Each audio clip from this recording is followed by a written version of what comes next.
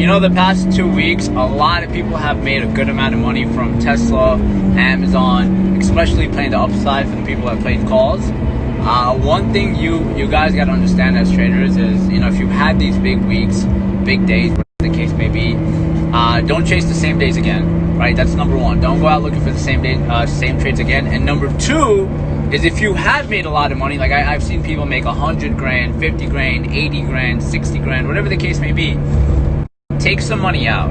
Like, take it out. Withdraw some of the money, you know, put some away for taxes, and take some money out and feel it, and start investing into other things, and start looking, you know, at other stuff to, you know, kind of play with. Because if you keep it all in your account and you've kind of achieved quote unquote fast money in a short period of time, it's very easy to blow it off, right?